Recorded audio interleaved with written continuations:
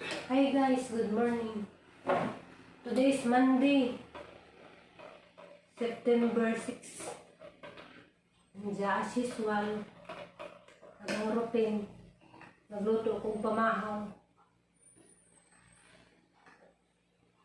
Pero guys, napamagod din may sidaan guys, kaya naghimo ko ka ng paksiw na isda gahapon. Pero hindi man lagi pwede nga magluto kong paksiw, adla-adla na naman paksiw. Para karon magluto ko, among sidaan niya tidig na.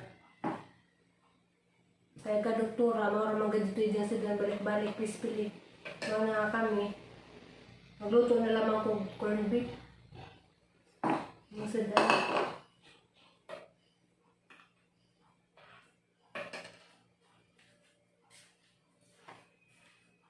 Diyan guys, samtang magpanit ko dani guys, hada itong tubagan tong nag-comment sa ang video nga nung hantod karong kuno pa kong kauli.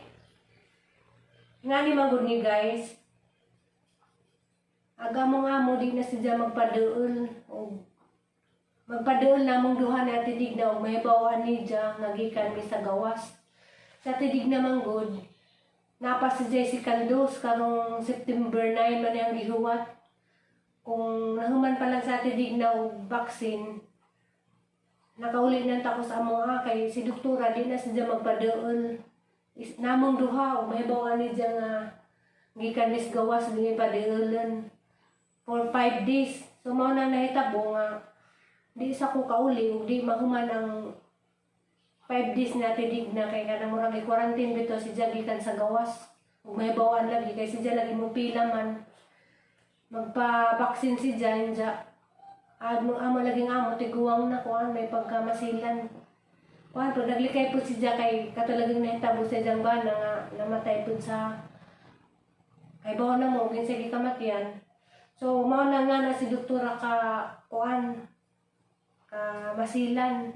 Mao to'y nahitabo nga di pa ko kauli, naghuwat pa ko. After 5 days nga gikan sa pag-vaccine at tidig na isa pa ko makauli, mao nang wa pa ko kauli hantod karon. Kaya napas September 9 ang second dose na tidig na maghihapag 5 days isa siya makaduli doktora. Kay sa tidig na magud pang gabi is di ako pangadlaw nga magkuan ni doktora. Hatod og pagkaon, mag-BP, magpatak sa iyang mata. Diya, kuan mi ilis-ilis mi sa tidig na may nakatuka sa gabi. Ako sa adlaw. So mao to guys, mao to rason nga nung hantod karon na po ko nakauli. Diri sa mga gitrabahoan kuan. Tungod sa mga amo nga 89 years old na, kuan mi higpit mi. Pero karon na po din nahitabo nga na pandemya sa una.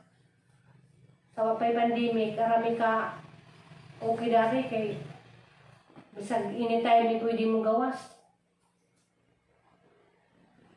Karon rami na ingani nga na pandemic nga di-strictomy nga pati pagkaon na mo inatda namin gamong lutuon.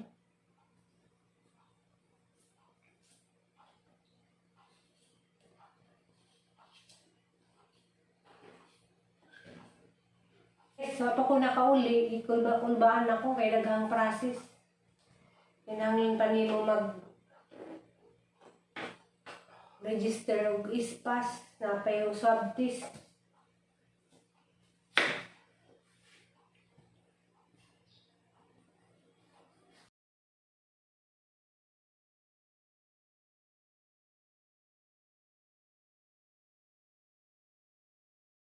Nanguna, di basta-basta makaulig mga tao kay kanang arang kagasto. Napay swab test, ang RT-PCR, ang price daw na ang presyo daw 5,000. Ang mahal na madugaling ako, nasortihan ko kay ang mga amo, tagidahan sila sa hospital, ilara akong ilibre. Mato ko silang hospital, may nga charge sa dari nila. Kayo, di pa ako malibre guys. Naku kong magasto na pa'y pamilitis aeroplano. Nagabot dito, napa ko na sabtis utro.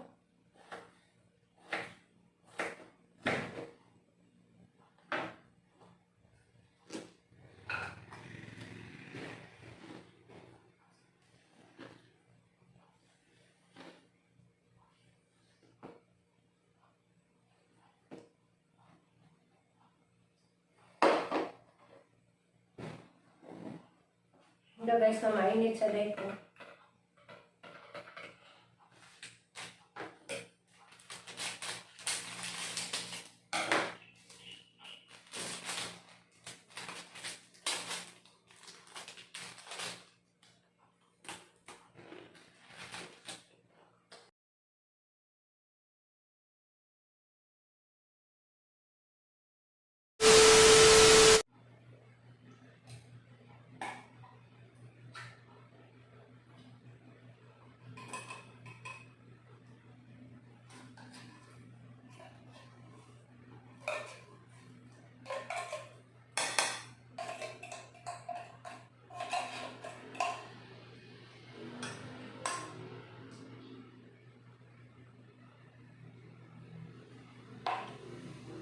Sabot ang itlog.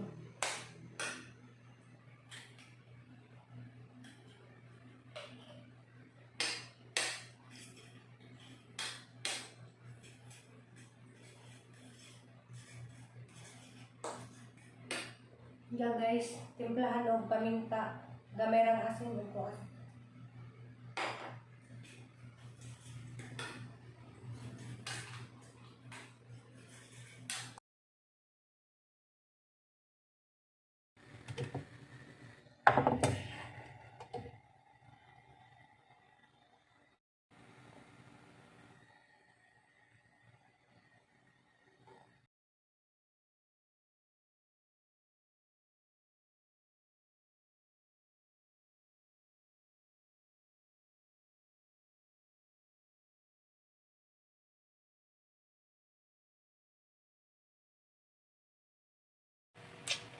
Luto na guys.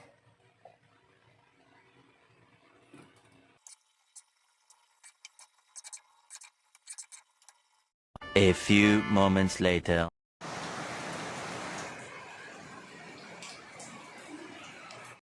May nag-deliver kasi kanina. Kaya ari pa green tea la.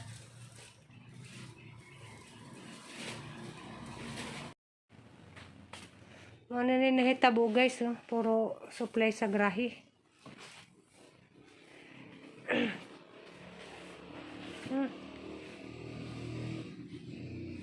May nag-deliver kanina. Kayo magtaka kung puro karton. Ayun siya, tidig na.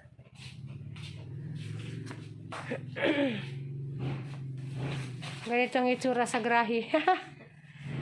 Dati kasi guys, yung wala pang pandemic, hindi to dito nakalagay. Pinapasok to sa loob. Ngayon hindi pwede.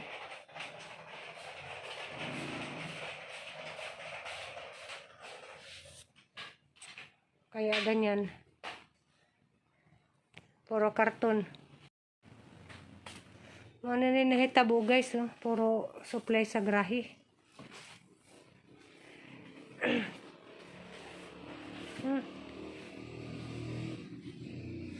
May nag-deliver kanina. Kayo magtaka kung puro karton. Ayun siya, tidig na.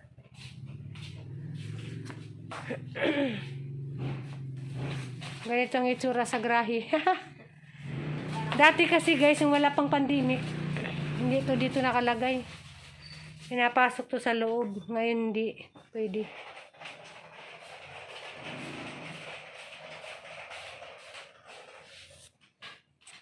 Kaya ganyan. Puro karton.